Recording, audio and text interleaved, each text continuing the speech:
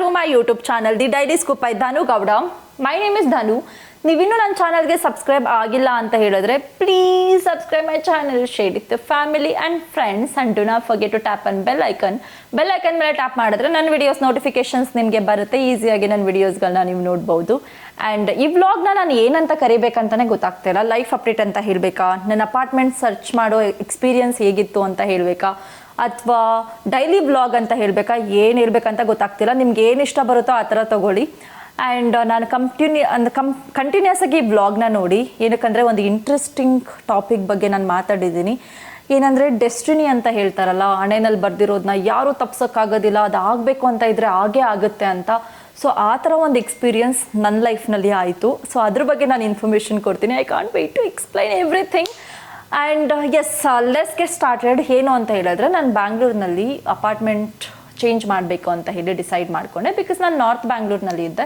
North ಬ್ಯಾಂಗ್ಳೂರಿನಲ್ಲಿ ನನಗೆ connectivity ಸ್ವಲ್ಪ ಜಾಸ್ತಿ, ಅಲ್ಲಿ ಮೆಟ್ರೋ ಇಲ್ಲ ಅಲ್ಲ. ಸೊ ಹಾಗಾಗಿ ಸ್ವಲ್ಪ ನನಗೆ ಕಷ್ಟ ಆಗ್ತಾಯಿತ್ತು. ನನ್ನ ಅಪಾರ್ಟ್ಮೆಂಟಿಂದ ಎವ್ರಿ ವೀಕೆಂಡ್ ಟ್ರಾವೆಲ್ ಮಾಡೋದಿರ್ಬೋದು. ನೀವು ನನ್ನ ವ್ಲಾಗ್ಗಳನ್ನು ನೋಡ್ತಾ ಇರ್ತೀರ, ಯಾವಾಗಲೂ ನಾನು UB ಸಿಟಿ, ಚರ್ಚ್ ಸ್ಟ್ರೀಟ್ ಅಲ್ಲೆಲ್ಲ ಹೋಗ್ತಾನೆ ಇರ್ತೀನಿ. ಸೊ ಅಲ್ಲಿಂದ ಅಲ್ಲಿಗೆ ಟ್ರಾವೆಲ್ ಮಾಡೋದು ನನಗೆ ಜಾಸ್ತಿ ಎಕ್ಸ್ಪೆನ್ಸಿವ್ ಅನ್ನಿಸ್ತಾ ಇತ್ತು. ಸೊ ಸ್ವಲ್ಪ ಕಾಸ್ಟ್ ಕಟ್ ಆನ್ ಮಾಡೋಣ ಅಂತ ಹೇಳಿಬಿಟ್ಟು ಒಂದು ಎಲ್ಲ ಕನೆಕ್ಟಿವಿಟಿ ಚೆನ್ನಾಗಿರೋ ಏರಿಯಾಗೆ ಶಿಫ್ಟ್ ಆಗೋಣ ಅಂತ ಹೇಳಿ ಡಿಸೈಡ್ ಮಾಡಿಕೊಂಡೆ. ಸೊ ನನ್ನ ಒಂದು ಪ್ರಿಯಾರಿಟೀಸ್ ಇದ್ದಿದ್ದು HSRನಲ್ಲಿ and BTM second stage, JP Nagar, Indiranagar, Koramangala. So ಈ ಒಂದು 5 ಏರಿಯಾಸ್ನಲ್ಲಿ ಸರ್ಚ್ ಮಾಡಬೇಕಂತ ಹೇಳ್ಬಿಟ್ಟು ಡಿಸೈಡ್ ಮಾಡ್ಕೊಂಡು ಸರ್ಚ್ ಮಾಡ್ತಾ ಇದ್ದೆ. ಸೊ ನನ್ನ ಎಕ್ಸ್ಪೀರಿಯನ್ಸ್ ಹೇಗಿತ್ತು ಅಂತ ಹೇಳಿದ್ರೆ ಹಾರಿಬಲ್ ಆಗಿತ್ತು. ಕೇಳಿದ್ರೆ ವರ್ಸ್ಟ್ ಎಕ್ಸ್ಪೀರಿಯನ್ಸ್ ಅಂದರೆ ವರ್ಸ್ಟ್ ಎಕ್ಸ್ಪೀರಿಯನ್ಸ್. ಡಿಸೈಡ್ ಏನೋ ಮಾಡಿಕೊಂಡೆ. ಆ್ಯಂಡ್ ಕರೆಂಟ್ ಅಪಾರ್ಟ್ಮೆಂಟಲ್ಲಿ ನಾನು ರಿಪ್ಲೇಸ್ಮೆಂಟ್ ಮಾಡಿದ್ದೆ. ಸೊ ನಿಮಗೆ ಯಾರಿಗಾದ್ರೂ ಹೊರ್ಗಡೆಯಿಂದ ಬರ್ತಿದ್ದೀರಾ ಅಂತ ಹೇಳಿದ್ರೆ, ಅಥವಾ ನಿಮಗೆ ಎಲ್ಲಿ ಸ್ಟೇ ಆಗಬೇಕು, ಸ್ವಲ್ಪ ಜನಕ್ಕೆ PG ಒಂದೇ ಆಪ್ಷನ್ ಇರುತ್ತೆ ಅಂತ ನೀವೇನಾದರೂ ಅಂದ್ಕೊಂಡಿದ್ರೆ, ಬೇರೆ ಬೇರೆ ಸಿಟೀಸಿಂದ ಬರ್ತೀರಾ ಅಥವಾ ಬೇರೆ ಬೇರೆ ಕಡೆಯಿಂದ ಎಲ್ಲ ನೀವು ಬರ್ತೀರಾ, ಬೇರೆ ಸ್ಟೇಟಿಂದನೂ ಕೂಡ ಬರ್ತೀರಾ. ಸೊ ಆ ಕಡೆಯಿಂದ ಎಲ್ಲ ಬರ್ತಾ ಇದ್ರೆ ಬ್ಯಾಂಗ್ಳೂರ್ನಲ್ಲಿ ಫ್ಲಾಟ್ ಆ್ಯಂಡ್ ಫ್ಲಾಟ್ಮೆಂಟ್, ಈಗ ಫಾರಿನ್ನಲ್ಲೆಲ್ಲ ಇರುತ್ತೆ ಅಲ್ಲ, ಕೋ ಲಿವಿಂಗ್ ಸ್ಪೇಸ್ಗಳೆಲ್ಲ ಇರುತ್ತೆ. ನೀವು ನಿಮ್ಮ ಅಪಾರ್ಟ್ಮೆಂಟ್ಗಳನ್ನ ಇನ್ನೊಬ್ರು ಜೊತೆ ಶೇರ್ ಮಾಡ್ಕೋಬಹುದು. ಸೊ ಅದೇ ತರ ಬ್ಯಾಂಗ್ಳೂರ್ನಲ್ಲೂ ಕೂಡ ಕಾನ್ಸೆಪ್ಟ್ ಇದೆ. ನನ್ನ it's been almost 10 years. Out of 10 yearsನಲ್ಲಿ ನಾನು ಆಲ್ಮೋಸ್ಟ್ ಹೇಳ್ಬೇಕಂದ್ರೆ ಒಂದು 7 years ಇಂದನೂ ಕೂಡ ಬೇರೆ ಗರ್ಲ್ಸ್ಗಳ ಜೊತೆ ನಾನು ಅಪಾರ್ಟ್ಮೆಂಟ್ನ ಶೇರ್ ಮಾಡ್ಕೊಂಡು ಇರೋದು. 2 BHK ಒನ್ ಟೈಮ್ ಏನೋ 2 BHK ನಲ್ಲಿದ್ದೆ. ಅದಾದ್ಮೇಲೆ 3 BHK ನಲ್ಲಿ, ಅಂದ್ರೆ ನನ್ನ ಜೊತೆ ಇವಾಗ 3 rooms ಇರುತ್ತೆ ಅಲ್ಲ, 3 BHK ನಲ್ಲಿ ಒಂದೊಂದು ರೂಮ್ ಒಬ್ಬೊಬ್ರು ಆಕ್ಯುಪೈ ಮಾಡ್ಕೊಂಡಿರ್ತಾರೆ. ಅಥವಾ ನೀವು 2 BHK ಹೋದ್ರೆ 2 room ಒಬ್ಬೊಬ್ರು ಆಕ್ಯುಪೈ ಮಾಡ್ಕೊಂಡಿರ್ತಾರೆ, ಆ ತರ. ಸೊ ನಿಮ್ಗೆ ಏನಾದ್ರೂ ಅದ್ರ ಬಗ್ಗೆ ಇನ್ಫಾರ್ಮೇಶನ್ ಗೊತ್ತಿಲ್ಲ ಅಂತ ಹೇಳಿದ್ರೆ ನನಗೆ ಕಮೆಂಟ್ ಮಾಡಿ ಹೇಳಿ.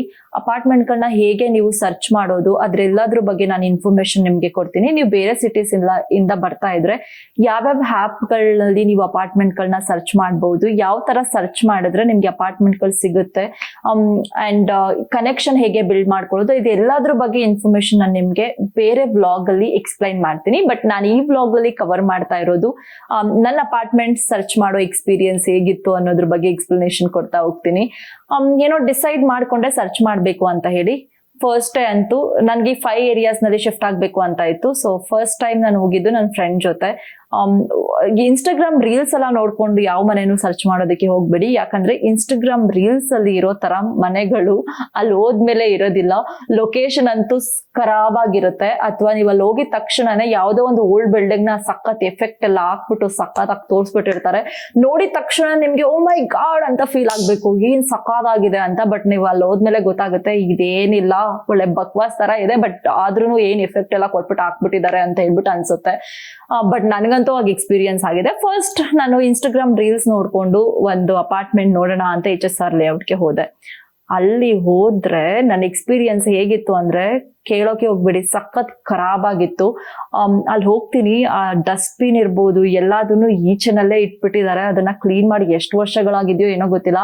ಆ ಒಂದು ಅಪಾರ್ಟ್ಮೆಂಟ್ಗೆ ಒಂದು ಲಿಫ್ಟ್ ಇಲ್ಲ ಅಥವಾ ಒಂದು ಪವರ್ ಬ್ಯಾಕಪ್ ಇಲ್ಲ. Completely semi furnished house. ಓಕೆನಾ? ಅದಕ್ಕೆ ಎಷ್ಟು ಚಾರ್ಜ್ ಮಾಡ್ತಿದ್ದಾರೆ ಅನ್ನೋದು ಎಕ್ಸ್ಪ್ಲೈನ್ ಮಾಡ್ತೀನಿ. ಅಲ್ಲಿ ಏನೇನ್ ಆಗಿದೆ ಅಂತ ಹೇಳ್ಬಿಟ್ಟು ಎಕ್ಸ್ಪ್ಲನೇಷನ್ ಆದ್ಮೇಲೆ ನಾನು ಎಕ್ಸ್ಪ್ಲೈನ್ ಮಾಡ್ತೀನಿ. ಸೊ ಸರಿ ಅಂತ ನೋಡೋದಕ್ಕೆ ಹೋದೆ. ಅದು ಬ್ರೋಕರೇ ಕರ್ಕೊಂಡು ಹೋಗಿದ್ದು, ತೋರಿಸ್ತೀನಿ ಅಂತ ಹೇಳ್ಬಿಟ್ಟು. ನಾನು ಇಲ್ಲಿಂದ ನಾರ್ತ್ ಬ್ಯಾಂಗ್ಳೂರಿಂದ HSR ಲೇಔಟ್ಗೆ ಹೋಗಿದ್ದೀನಿ, ಸೌತ್ ವೆಸ್ಟ್ಗೆ ಹೋಗಿದ್ದೀನಿ. ಸೊ ಅಲ್ಲಿ ಹೋಗಿ ನೋಡ್ತೀನಿ, ಸೆಕೆಂಡ್ ಫ್ಲೋರ್ ಅಲ್ಲೂ ಡಸ್ಟ್ಬಿನ್ ಎಲ್ಲ ಸರಿಯಾಗಿ, ಅಂದ್ರೆ ಮೇ ಬಿ ಅವ್ರನ್ನ ನಾನು ಹೇಳೋಕ್ಕಾಗಲ್ಲ, ಜನಗಳು ಯಾರು ಸ್ಟೇ ಆಗಿರ್ತಾರ ಅವರು ಕ್ಲೀನ್ ಆಗಿ ಇಟ್ಕೋಬೇಕಲ್ವಾ. ಯಾವಾಗ ಸ್ವಚ್ಛ ಭಾರತ್ ಅನ್ನೋದ್ರ ಬಗ್ಗೆ ಮಾತಾಡ್ತಾರೆ, ನೀವಿರೋ ಮನೆನ ನೀವು ನೀಟಾಗಿ ಕ್ಲೀನ್ ಆಗಿ ಇಟ್ಕೊಳ್ಳಿ, ಅವಾಗ ಸ್ವಚ್ಛ ಭಾರತ್ ಎಲ್ಲ ಕರೆಕ್ಟ್ ಆಗಿ ಬರುತ್ತೆ. ಅದು ಸ್ವಚ್ಛ ಭಾರತ್ ತಾನೇ ಆಗ್ಬಿಡುತ್ತೆ ಎಲ್ರು ನೀಟಾಗಿ ಇಟ್ಕೊಂಡ್ರೆ. ಮನೆ ಹೋಗ್ಲಿ, ರೋಡ್ ಎಲ್ಲ ಕ್ಲೀನ್ ಆಗಿರ್ಲಿ, ಮನೇನು ಕೂಡ ನೀಟಾಗಿ ಇಟ್ಕೊಂಡಿರ್ಲಿಲ್ಲ. ಅದಾದ್ಮೇಲೆ ನಾನು ಹೋಗಿ ನೋಡ್ತೀನಿ, ಟು ಬಿ ಆನೆಸ್ಟ್ ನಂಗೆ ವಾಮಿಟ್ ಬರೋ ತರ ಆಗ್ತಿದೆ, ಅಲ್ಲಿ ನಿಂತ್ಕೊಳಕ್ಕೆ ಆಗ್ತಾ ಇಲ್ಲ. ಸೊ ಅದಾದ್ಮೇಲೆ ಒಳಗಡೆ ಹೋಗ್ತೀನಿ, ವಿಂಡೋಸ್ ಎಲ್ಲ ತುಂಬಾ ಹಳೇ ಬಿಲ್ಡಿಂಗ್, ಅದಕ್ಕೆ ಹೇಳ್ತಿದ್ದಾರೆ 20,000 ಹೇಳ್ತಿದ್ದಾರೆ. ಅಂಡ್ ಅಪೋಸಿಟ್ ವ್ಯೂ ಅಂತೂ ಖರಾಬ್ ಆಗಿತ್ತು. ಅಪಾರ್ಟ್ಮೆಂಟ್ ಒಳಗಡೆ ಅಂತೂ ಸಖತ್ ಖರಾಬ್ ಆಗಿತ್ತು. ಅಲ್ಲಿ ವಿಂಡೋ ವ್ಯೂ ಅಂತೂ ತುಂಬಾ ವರ್ಸ್ಟ್ ಆಗಿತ್ತು ಅಂತಾನೆ ಹೇಳ್ಬೋದು. ರೆಂಟ್ ಕೇಳಿದ್ರೆ 20,000, ನೆಗೋಶಿಯೇಟ್ ಮಾಡೋದಕ್ಕೆ ರೆಡಿ ಇಲ್ಲ. ನಾನು ಹೇಳ್ದೆ, ಈ ಬಿಲ್ಡಿಂಗ್ ಯಾರು ಸರ್ 20,000 ಕೊಡ್ತಾರೆ ಅಂತ ಕೇಳಿದ್ರೆ, ಇಲ್ಲ ಮೇಡಮ್ HSR ಲೇಔಟ್ ನಲ್ಲಿ ಡಿಮ್ಯಾಂಡ್ ಜಾಸ್ತಿ ಇದೆ ಅಂತ ಹೇಳ್ಬಿಟ್ಟು ಕಿತ್ತೋಗಿರೋ ಬಿಲ್ಡಿಂಗ್ ಎಲ್ಲ 20,000 ಚಾರ್ಜ್ ಮಾಡಿದ್ರೆ ಯಾರಿಗೆ ಕೊಡ್ತಾರೆ? ಏನ್ ದುಡ್ಡೇನಾದ್ರೂ ಗಿಡದಲ್ಲ ಬೆಳೆಯುತ್ತೆ? ಇಲ್ಲ, ಅದಕ್ಕೆಲ್ಲಾದ್ರೂ ಕೂಡ ಎಲ್ರೂ ಕೂಡ ಕಷ್ಟಪಟ್ಟು ಕೂತ್ಕೊಂಡು ಅರ್ನ್ ಮಾಡಿರ್ತಾರೆ, ಓಕೆನಾ? ಅಥವಾ ಕೂತ್ಕೊಂಡು ಕಷ್ಟಪಟ್ಟು ಕೂತ್ಕೊಂಡು ಅಂತ ಹೇಳಕ್ಕಾಗಲ್ಲ, ರಾಂಗ್ ವರ್ಡ್ ಯೂಸ್ ಮಾಡ್ತಾ ಇದ್ದೀನಿ. ಪಾಪ ಕಷ್ಟಪಟ್ಟು ಅದನ್ನ ಅರ್ನ್ ಮಾಡಿರ್ತಾರೆ. ಆ ದುಡ್ಡಕ್ಕೆ ಒಂದೊಂದು ರೂಪಾಯಿ ಯಾರೇ ಅರ್ನ್ ಮಾಡಿದ್ರು ಎಲ್ಲದಕ್ಕೂ ಕೂಡ ಬೆಲೆ ಇರುತ್ತೆ. ಅಲ್ಲಿ ಹೋಗಿ ಅಪಾರ್ಟ್ಮೆಂಟ್ ನೋಡಿದ್ಮೇಲೆ ನಾನು ಹೇಳ್ದಾಗೆ ಸಖತ್ತು ಹಾರಿಬಲ್ ಎಕ್ಸ್ಪೀರಿಯನ್ಸ್ ಅಂದ್ರೆ ಹಾರಿಬಲ್ ಎಕ್ಸ್ಪೀರಿಯನ್ಸ್ ಅಲ್ಲಂತೂ ಏನೂ ಚೆನ್ನಾಗಿರ್ಲಿಲ್ಲ. ಸಖತ್ತು ಸ್ಮೆಲ್ ಬರ್ತಾ ಇತ್ತು. And like even second floor ಎಲ್ಲ ಸಖತ್ ಸ್ಟಿಂಕ್ ಆಗ್ತಾ ಇತ್ತು. ಅದೇನು ಕ್ಲೀನ್ ಮಾಡ್ತಾ ಇದ್ರು ಇಲ್ವೋ ನನ್ಗಂತೂ ಗೊತ್ತಿಲ್ಲ, ಬಟ್ ಸಖತ್ ಸ್ಟಿಂಕ್ ಆಗ್ತಾ ಇತ್ತು. ಸೊ ಅದಾದ್ಮೇಲೆ ನಾನು ಓಕೆ, ಇಲ್ಲಂತೂ ನಾನು ಶಿಫ್ಟ್ ಆಗೋಕ್ಕಾಗೋದಿಲ್ಲ ಅಂತ ಹೇಳ್ಬಿಟ್ಟು ನನ್ ವಿತ್ ಫೇಶಿಯಲ್ ಎಕ್ಸ್ಪ್ರೆಷನ್ ಅನ್ನ ಅವ್ರಿಗೆ ಸ್ವಲ್ಪ ಸರ್ ನಾನು ಇದೆಲ್ಲ ಹೇಳಕ್ಕಾಗಲ್ಲ ಸರ್, ಏನ್ ಸರ್ ಇಂಥ ಬಿಲ್ಡಿಂಗ್ ಎಲ್ಲ ಕರ್ಕೊಂಡ್ ಬಂದು ತೋರಿಸ್ತಿದಾರ, ಅಂಡ್ ಇದಕ್ಕೆ ಯಾರಾದ್ರೂ 20,000 ಪೇ ಮಾಡ್ತಾರ ಅಂದ್ರೆ, ನಿಮಗೆ ಗೊತ್ತಲ್ವಾ ಮೇಡಮ್ HSR ಲೇಔಟ್ ನಲ್ಲಿ ಸಖತ್ತು ಡಿಮ್ಯಾಂಡ್ ಇದೆ ಅಂತ ಹೇಳ್ಬಿಟ್ಟು ಸ್ವಲ್ಪ ಹೇಳಿದ್ರು. ಅದಾದ್ಮೇಲೆ ನಾನು ನೋ ಸರ್, ನನ್ಗೆ ಈ ಬಿಲ್ಡಿಂಗ್ ನಲ್ಲಿ ಇರೋಕ್ಕಾಗಲ್ಲ, ಚೆನ್ನಾಗಿಲ್ಲ ಅಂತ ಹೇಳ್ದೆ. ಅದಾದ್ಮೇಲೆ ಬೇರೆ ತೋರಿಸ್ತೀನಿ ಮೇಡಮ್, BTM ಸೆಕೆಂಡ್ ಸ್ಟೇಜ್ ಆದ್ರೆ ಓಕೆನಾ ಅಂದ್ರು.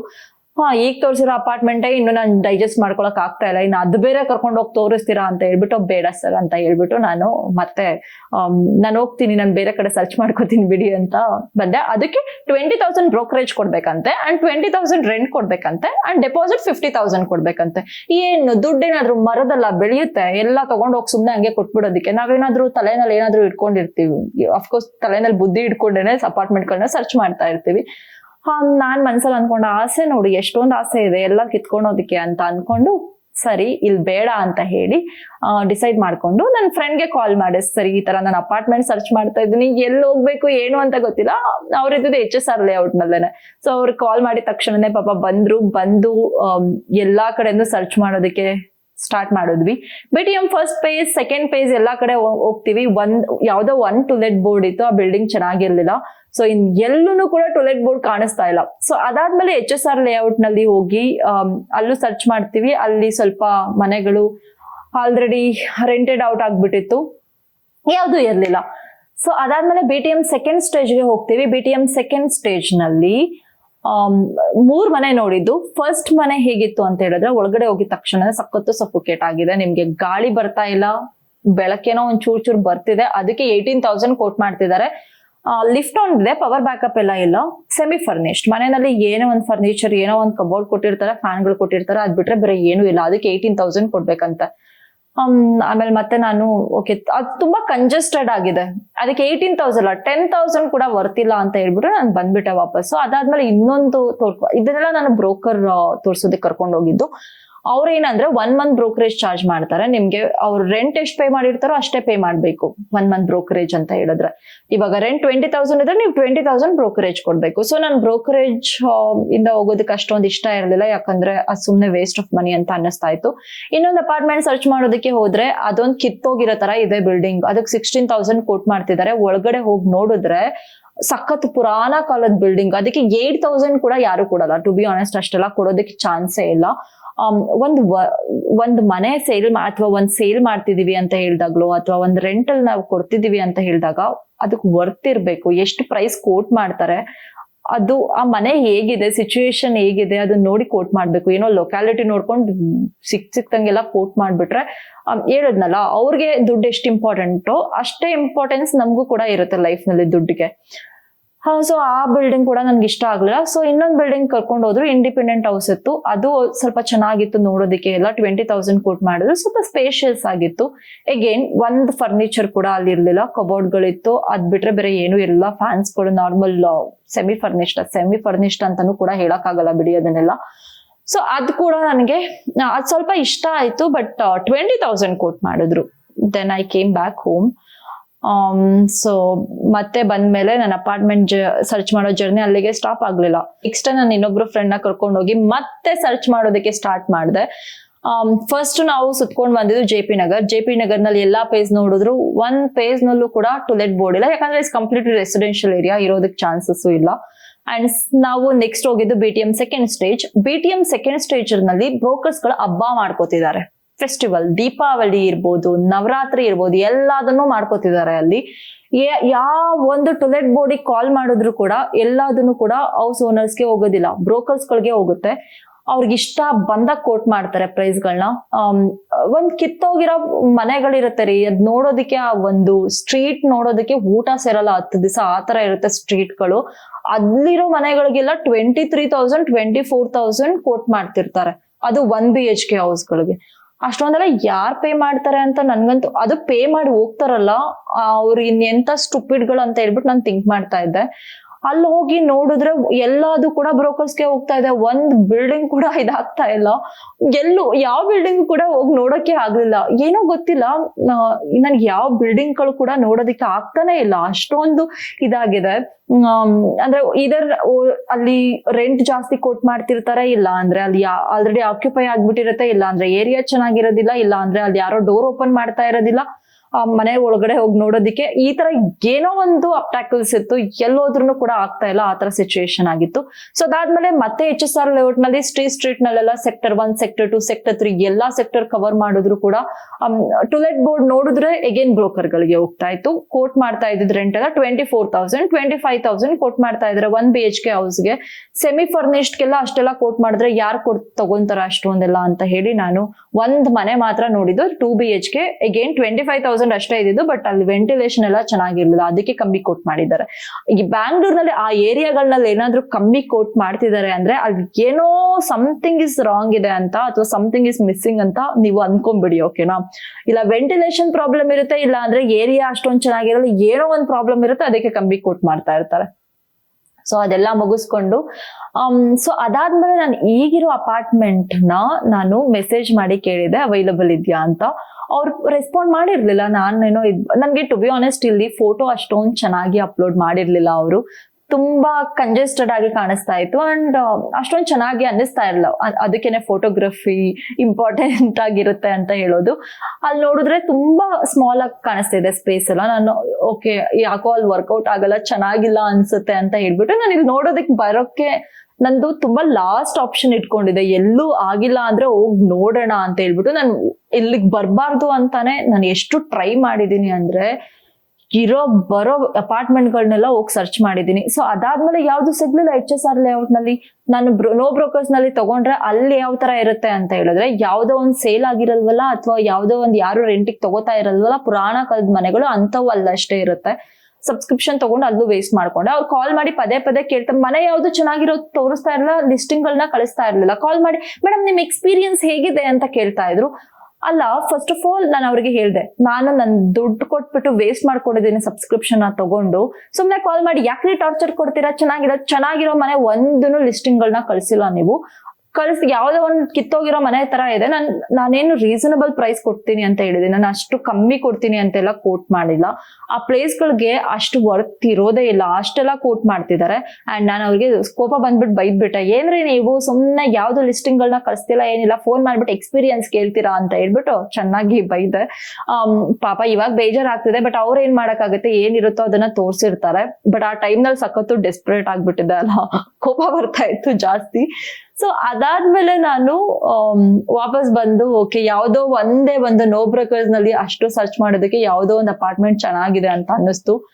ನನ್ನ ಹಣೆ ಬರ ನೋಡಿ ಹೇಗಿದೆ ಅಂತ. ಬಂದ್ ಈವ್ನಿಂಗ್ ನೋಡ್ತೀನಿ, ರೆಂಟೆಡ್ ಔಟ್ ಅಂತ ತೋರಿಸ್ತಿದೆ. ಇವಾಗ ನನ್ನ ಹತ್ರ ಯಾವ್ದು ಆಪ್ಷನ್ ಇಲ್ಲ, ಇವಾಗಿರೋ ಅಪಾರ್ಟ್ಮೆಂಟ್ ಬಂದ್ ನೋಡ್ಲೇಬೇಕು ಅಂತ ಪರಿಸ್ಥಿತಿ ಬಂದಿದೆ. ಅದಾದ್ಮೇಲೆ ಸರ್ಜಾಪುರ್ನಲ್ಲಿ ಇನ್ನೊಂದು ಅಪಾರ್ಟ್ಮೆಂಟ್ ನೋಡಿದ್ದೆ, ಅದು ಇನ್ನೂ ಸ್ವಲ್ಪ ಚೀಪರ್ ಆಗಿತ್ತು ರೆಂಟ್. ಸರಿ ಅಲ್ಲೋಗಿ ನೋಡೋಣ ಅಂತ ಹೇಳ್ಬಿಟ್ಟು ಫಸ್ಟ್ ಅದನ್ನ ನೋಡ್ಕೊಂಡು ಆಮೇಲೆ ನಾನು ಇರೋ ಪ್ಲೇಸ್ಗೆ ಬಂದಿದ್ದು. ಸೊ ಅಲ್ಲೋಗಿ ನೋಡಕ್ ಹೋಗೋಣ, ಅಲ್ಲಿ ಯಾರು ಇಬ್ರು ಹುಡುಗಿರಿದ್ದಾರೆ, ಅವರು ಅಂದ್ರೆ ಆ ಮನೆ ಹಾಂಟೆಡ್ ಪ್ಲೇಸ್ ತರ ಕಾಣಿಸ್ತಿದೆ, ಯಾರು ಹ್ಯೂಮನ್ ಬೀಯಿಂಗ್ಸ್ ಇಲ್ವೇನೋ ಅನ್ನೋ ತರ ಕಾಣಿಸ್ತಿದೆ. ಅಂಡ್ ಲೊಕೇಶನ್ ಸ್ವಲ್ಪ ಒಳಗಡೆ ಹೋಗ್ಬೇಕಿತ್ತು, ಸ್ವಲ್ಪ ಭಯ ಆಗ್ತಾ ಇತ್ತು, ಅಂದ್ರೆ ಅಷ್ಟೊಂದು ಸೇಫ್ ಅಂತ ಅನ್ನಿಸ್ತಾ ಇರಲಿಲ್ಲ. ಅಂಡ್ ಬಿಸಿಲೆಲ್ಲ ಜಾಸ್ತಿ ಇತ್ತು. ಸರಿ ಅದು ವರ್ಕೌಟ್ ಆಗ್ಲ, ಅದ್ರ ಮೇಲೆ ನನ್ಗೆ ಓವರ್ ಕಾನ್ಫಿಡೆನ್ಸ್ ಇತ್ತು, ಸರಿ ಅಲ್ಲೇ ಶಿಫ್ಟ್ ಆಗ್ಬಿಡೋಣ ಅಂತ ಹೇಳ್ಬಿಟ್ಟು. ಸೊ ನನ್ಗೆ ಯಾವ್ದು I left with nothing, I have left with only this building.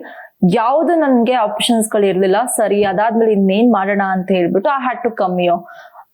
So ಏನ್ ಮಾಡಿದೆ ಅಂದ್ರೆ ಬೇಗ ಬಂದೆ, ಇಂದ್ರಾನಗರ್ಗೆ ಹೋಗಿ ಬೇಗ ಬಂದು ನಾನು ಟೆಂಪಲ್ ನ ವಿಸಿಟ್ ಮಾಡಿದೆ. ಫಸ್ಟ್ ಶಿವ ಟೆಂಪಲ್ಗೆ ಹೋಗಿ ಬೇಜಾರಾಗೋಯ್ತು, ಯಾಕಪ್ಪ ದೇವ್ರೆ ಈ ತರ ಮಾಡ್ತಾ ಇದೀಯ, ಎಷ್ಟು ಸರ್ಚ್ ಮಾಡಿದ್ರು ಸಿಗ್ತಾ ಇಲ್ಲ, ಒಳ್ಳೆ ಅಪಾರ್ಟ್ಮೆಂಟ್ ಸಿಗೋ ತರ ಮಾಡು ಅಂತ ಹೇಳ್ಬಿಟ್ಟು ಸಖತ್ ಬೇಡ್ಕೊಂಡಿದೀನಿ.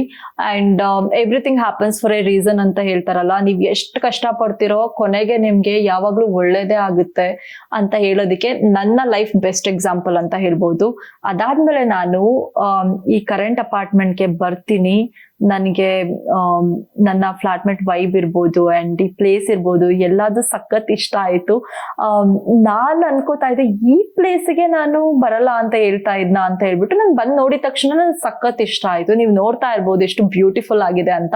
ಈ ಅಪಾರ್ಟ್ಮೆಂಟ್ಗೆ ನಾನು ಫೋಟೋ ಅವ್ರು ಸರಿಯಾಗಿ ಹಾಕಿರ್ಲಿಲ್ಲ. ನಂದು ಪಾಪ ನಾನು ಏನಂತ ಥಿಂಕ್ ಮಾಡಿದೆ ಅಂದ್ರೆ ತುಂಬಾ ಕಂಜೆಸ್ಟೆಡ್ ಆಗಿರುತ್ತೆ ಅಂತ ಅವರೇ ಹೇಳಿದ್ರು. ಬಂದ್ಮೇಲೆ ನಾನು ಫೋಟೋ ಅಷ್ಟೊಂದು ಎಫರ್ಟ್ ಹಾಕಿಲ್ಲ, ಹಳೆ ಫೋಟೋ ಯಾವ್ದೋ ಇತ್ತು ಅದನ್ನೇ ಅಪ್ಲೋಡ್ ಮಾಡ್ಬಿಟ್ಟಿದ್ದೆ ಅಂತ ಹೇಳಿದ್ರು. ಸೊ ಅದಾದ್ಮೇಲೆ ನಾನು ಓಕೆ ಇನ್ನೇನ್ ಮಾಡಕ್ ಆಗತ್ತೆ ಅಂತ ಹೇಳ್ಬಿಟ್ಟು, ಪಾಪ ಅವರು ಏನ್ ಮಾಡ್ತಾರೆ, ಅವರು ಬ್ಯುಸಿ ಇರ್ತಾರೆ ಅಲ್ಲ, ಅಪ್ಲೋಡ್ ಮಾಡೋದಕ್ಕೆ ಆಗಿಲ್ಲ ಅನ್ಸುತ್ತೆ ಚೆನ್ನಾಗಿರೋ ಫೋಟೋನ. ಬಟ್ ಇಲ್ಲಿ ಬಂದ್ ನೋಡಿ ಅವ್ರ ಹತ್ರ ಎಲ್ಲ ಮಾತಾಡ್ದೆ, ಅಡ್ವಾನ್ಸ್ ಎಲ್ಲ ಪೇ ಮಾಡ್ಬಿಟ್ಟು ಬರ್ತೀನಿ ಅಂತ ಹೇಳಿದೆ. ಅದಕ್ಕೆ ಇನ್ನೊಬ್ರು ಬಂದು ಬುಕ್ ಮಾಡ್ಬಿಟ್ಟಿದ್ದಾರೆ. ಬಟ್ ಅವರು ನಾನು ಕನ್ನಡದವಳಾಗಿದ್ರಿಂದ ಅವರು ಕನ್ನಡದವ್ರೇನೆ, ತುಂಬಾ ಸ್ವೀಟ್. ಅವರು ನನ್ಗೆ ಕೊಡ್ಬೇಕಂತ ಹೇಳ್ಬಿಟ್ಟು ಡಿಸೈಡ್ ಮಾಡ್ಕೊಂಡ್ರು. ಬಟ್ ನಾನ್ ಅನ್ಕೋತಾ ಇದ್ದೀನಿ ಅವರು ನನ್ಗೆ ಕೊಡಲ್ಲ ಅಂತ ಹೇಳ್ಬಿಟ್ಟು, ಅವ್ರು ಅನ್ಕೊಂತಿದ್ದಾರೆ ನಾನು ಈ ಪ್ಲೇಸಿಗೆ ಬರಲ್ಲ ಅಂತ ಹೇಳ್ಬಿಟ್ಟು.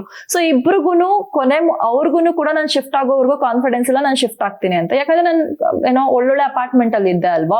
ಸೊ ಅವ್ರಿಗೆ ನಾನು ಎಕ್ಸ್ಪ್ಲೈನ್ ಮಾಡಿದೆ, ಕರೆಂಟ್ಲಿ ನಾನು ಅವಾಗ ಇದ್ದಿದ್ದು ನಾನು ಶೋಭಾ ಸಿಟಿನಲ್ಲಿ ಇದ್ದೀನಿ ಅಂತ. ಅದೆಲ್ಲ ಶೋಭಾ ಸಿಟಿ, ನೀಕು ಹೋಮ್ ಎಲ್ಲ ನಿಮ್ಗೆ ಸಖತ್ತು ಒಂದು ಲಕ್ಸುರಿ ಅಪಾರ್ಟ್ಮೆಂಟ್ಸ್ ಗಳು ಬ್ಯಾಂಗ್ಳೂರ್ನಲ್ಲಿ. ಸೊ ಅವ್ರು ಏನ್ ಅನ್ಕೊಂಡ್ಬಿಟ್ಟಿದ್ದಾರೆ, ಧನು ಇಲ್ಲೆಲ್ಲ ಬರಲ್ಲ ಅವರು ಅಂತ ಅವ್ರು ಅನ್ಕೊಂಡಿದ್ದಾರೆ. ಅಂಡ್ ಆಲ್ಸೋ ನಾನು ಒಂದು ರೀಸನ್ ಕೊಟ್ಟೆ, ಏನು ಅಂತ ಹೇಳಿದ್ರೆ UB ಸಿಟಿ ಅಂಡ್ ನಾನು ಚರ್ಚ್ ಸ್ಟ್ರೀಟ್ಗೆ ಯಾವಾಗ್ಲೂ ಟ್ರಾವೆಲ್ ಮಾಡ್ತಾ ಇದ್ದೀನಿ. ಅವರು ಟ್ರಾವೆಲ್ ಮಾಡೋದಕ್ಕೆ ಅಂತ ಹೇಳ್ಬಿಟ್ಟು ಆಫೀಸ್ ಹತ್ರ ನೋಡ್ಕೊಳ್ಳೋದ್ ಬಿಟ್ಟು ಇಲ್ಲಾಕ್ ಬರ್ತಿದ್ದಾರೆ ಅಂತ ಹೇಳ್ಬಿಟ್ಟು ಅವ್ರಿಗೂ ಕನ್ಫ್ಯೂಷನ್ ಇತ್ತಂತೆ ಪಾಪ. ಆಮೇಲೆ ಹೇಳಿದ್ರು. ಅದಾದ್ಮೇಲೆ ನಾನು ಲಾಸ್ಟ್ ಮೂಮೆಂಟ್ ವರ್ಗು ನನ್ನ ಫ್ರೆಂಡ್ಗೆ ಕಾಲ್ ಮಾಡಿ ನಾನು ಈ ತರ ಅಡ್ವಾನ್ಸ್ ಎಲ್ಲ ಕೊಟ್ಟಿದ್ದೀನಿ, ಬಟ್ ಅವ್ರು ನನಗೆ ಕೊಡ್ತಾರೋ ಇಲ್ವೋ ಗೊತ್ತಿಲ್ಲ, ನನ್ ಅಡ್ವಾನ್ಸ್ ಕೂಡ ಹೋಯ್ತು ಅನ್ಸುತ್ತೆ, ನನ್ಗೆ ಅಪಾರ್ಟ್ಮೆಂಟ್ ಎಲ್ಲಿ ಹೋಗೋದು ಏನು ಗೊತ್ತಾಗ್ತಿಲ್ಲ ಅಂತ ಹೇಳ್ಬಿಟ್ಟು ಸಖತ್ತು ಬೇಜಾರು ಮಾಡ್ಕೊಂಡು ಹೇಳ್ತಾ ಇದ್ದೀನಿ. ಸೊ ಅದಾದ್ಮೇಲೆ ನಾನು ಓಕೆ ಹೋಗ್ಬಿಟ್ಟು ಮಲ್ಕೊಂಡೆ. ತುಂಬಾ ಲೇಟ್ ಆಗಿತ್ತು. ಅಪಾರ್ಟ್ಮೆಂಟ್ ಸರ್ಚ್ ಮಾಡಿ ಸಖತ್ತು ಸುಸ್ತಾಗ್ಬಿಟ್ಟಿತ್ತು. 1 ವೀಕ್ ಕಂಟಿನ್ಯೂಸ್ ಆಗಿ ಸರ್ಚ್ ಮಾಡಿದೀನಿ. ಸಖತ್ತು ಸುಸ್ತಾಗಿತ್ತು. ಹೋಗಿ ಮಲ್ಕೊಂಡು ನಾನು ಬೆಳಗ್ಗೆ ಪ್ಯಾಕಿಂಗ್ ಎಲ್ಲ ಮಾಡ್ಕೊಂಡು ಆಮೇಲೆ ಶಿಫ್ಟ್ ಆದ್ಮೇಲೆ ನನಗೆ ಕಾನ್ಫಿಡೆನ್ಸ್ ಬಂತು, ಓಕೆ ನಾನು ಫೈನಲಿ ಶಿಫ್ಟ್ ಆಗಿದ್ದೀನಿ ಅಂತ ಹೇಳ್ಬಿಟ್ಟು. ಅದನ್ನೇ ಹೇಳೋದು, everything happens for a reason and ಡೆಸ್ಟಿನಿನಲ್ಲಿ ಏನ್ ಬರ್ದಿರುತ್ತೋ ಅದೇ ಆಗೋದು. ನಾನು ಇಲ್ಲಿಗೆ ಬರಬಾರ್ದು ಅಂತ ಹೇಳ್ಬಿಟ್ಟು ಎಷ್ಟೆಲ್ಲ ಟ್ರೈ ಮಾಡಿದೆ, but at the end of the day ನಾನು ಇಲ್ಲೇ ಬರಬೇಕಾಯ್ತು. ಅಂಡ್ ಆಲ್ಸೋ ನಾನು ಅನ್ಕೋತಾ ಇದ್ದೆ ಚೆನ್ನಾಗಿಲ್ಲ ಅಂತ, ಬಟ್ ಆ ದೇವ್ರು, ನಾನ್ ಬಿಲೀವ್ ಮಾಡ್ತೀನಿ ದೇವ್ರನಲ್ಲೆಲ್ಲ, ಆ ದೇವ್ರ ಕೊನೆಗೂ ಕೂಡ ಒಳ್ಳೆ ಪ್ಲೇಸ್ಗೆ ಸೇರಿಸಿದ್ದಾರೆ. So I was very happy. In fact ನನಗೆ ಸಿಕ್ಕಿರೋ ಒಂದು ಫ್ಲಾಟ್ಮೇಟ್ ಇರ್ಬೋದು, ಸಖತ್ತು ನನಗೆ ನೋಡಿ ಸಖತ್ ಖುಷಿ ಆಯ್ತು. I am very very happy and I hope to create lot of memories ಅಂತ ಅನ್ಸುತ್ತೆ. ಇದು ನನ್ನ ಅಪಾರ್ಟ್ಮೆಂಟ್ ಸರ್ಚ್ ಮಾಡೋ journey. And to be honest ತುಂಬಾ ಹಾರಿಬಲ್ ಆಗಿತ್ತು. ಹೇಗಿತ್ತು ಅಂತ ಹೇಳಿದ್ರೆ, ಆ ಸಿಚುಯೇಷನ್ ನನ್ಗೆ ಇವಾಗ ನೆನಪಿಸ್ಕೊಂಡ್ರೆ ಅಯ್ಯೋ ಎಷ್ಟೊಂದೆಲ್ಲ ಕಷ್ಟಪಟ್ಟಿದ್ದೆ ಅಂತ ಅಷ್ಟೊಂದು ಇಂಟೆನ್ಸಿಟಿ ಗೊತ್ತಾಗ್ತಿಲ್ಲ. ಬಟ್ ಆ ಮೂಮೆಂಟ್ ಅಲ್ಲಿ it was so difficult for me and it was really extremely difficult ಆಗಿತ್ತು. ಎವ್ರಿ ಡೇ ಹೋಗಿ ಸರ್ಚ್ ಮಾಡ್ಕೊಂಡು ಬರೋದು, ಮತ್ತೆ ಯಾವ್ದು ಸಿಕ್ತಿಲ್ಲ ಅಂತ ಡಿಸಪಾಯಿಂಟ್ ಆಗೋದು, ಅದೆಲ್ಲ ಇತ್ತು. ಸೊ ಫೈನಲಿ ನಾನು ಇವತ್ತು ಇಲ್ಲಿದ್ದೀನಿ. ಸೊ ಇದು ನನ್ನ ಅಪಾರ್ಟ್ಮೆಂಟ್ ಸರ್ಚ್ ಮಾಡೋ ಸ್ಟೋರಿ. ಅಂಡ್ ಅದಕ್ಕೋಸ್ಕರ ನಾನು ಯಾವ ವ್ಲಾಗ್ಗಳು ಕೂಡ ಅಪ್ಲೋಡ್ ಮಾಡ್ತಾ ಇರಲಿಲ್ಲ, ಸಖತ್ತು ಬ್ಯುಸಿ ಆಗ್ಬಿಟ್ಟಿದೆ. ಇನ್ಫ್ಯಾಕ್ಟ್ ನಾನು ತುಂಬಾ ಜನ ನನ್ನ ಫ್ರೆಂಡ್ಸ್ ಎಲ್ಲ ಅಪಾರ್ಟ್ಮೆಂಟ್ ಸರ್ಚ್ ಮಾಡಿ ಹೋಗ್ತಿಲ್ಲ, ಡಿಫ್ರೆಂಟ್ ಅಪಾರ್ಟ್ಮೆಂಟ್ ಫೋಟೋ ತೆಗಿಯೋದಿರ್ಲಿ, ನನ್ಗೆ ಅಲ್ಲಿ ಹೋಗೋದಕ್ಕೆ ಆಗ್ತಾ ಇಲ್ಲ. ಅಂದ್ರೆ ಇಷ್ಟೊಂದು ಡಿಫಿಕಲ್ಟ್ ಇಲ್ಲ ಟು ಬಿ ಆನೆಸ್ಟ್. ನಾನು ಒನ್ ಡೇನಲ್ಲೆಲ್ಲ ಅಪಾರ್ಟ್ಮೆಂಟ್ ಸರ್ಚ್ ಮಾಡೋದಿದೆ. ಬಟ್ ಈ ಸಲ ನನಗೆ ಈ ಪ್ಲೇಸಿಗೆ ಬರಬಾರ್ದು ಅಂತ ಎಷ್ಟೇ ಟ್ರೈ ಮಾಡಿದ್ರು ಇಲ್ಲಿಗೆ ಬಂದಿದ್ದೀನಲ್ಲ, ಅದೊಂದು ಡೆಸ್ಟಿನಿ ಅಂತಾನೆ ಹೇಳ್ಬೋದು. And I am very happy and I am very happy for that. And ಅದು ನಾನಂತೂ ದೇವ್ರನಲ್ಲಿ ಇನ್ನೂ ಜಾಸ್ತಿ ಸ್ಟ್ರಾಂಗ್ ಆಗಿ ಬಿಲೀವ್ ಮಾಡ್ತೀನಿ. ಫಸ್ಟ್ ಆಫ್ ಆಲ್ ನಾನು ದೇವ್ರಂದ್ರೆ ಸಖತ್ತು ಬಿಲೀವ್ ಮಾಡ್ತೀನಿ. ಈ ತರ ಒಂದೆಲ್ಲ ಇನ್ಸಿಡೆಂಟ್ ಆದಾಗ ನಿಮ್ ಬಿಲೀವ್ ಇನ್ನೂ ಜಾಸ್ತಿ ಆಗುತ್ತೆ. ಸೊ ಹಾಗಾಗಿ I am very happy. And ಇದು ನನ್ನ ಅಪಾರ್ಟ್ಮೆಂಟ್ ಸ್ಟೋರಿ. ಇವಾಗ ನಾನು ಬ್ಲಾಗ್ನ ಇನ್ನು ಕಂಟಿನ್ಯೂ ಮಾಡ್ತೀನಿ. ತುಂಬಾ ಲಾಂಗ್ ಆಗಿದೆ ಅನ್ಸುತ್ತೆ, ತುಂಬಾ ಲ್ಯಾಗ್ ಆಗ್ಬಿಟ್ಟಿದೆ. I am so sorry. ನಾನು ಇದನ್ನೆಲ್ಲ ಶೇರ್ ಮಾಡ್ಬೇಕಿತ್ತು.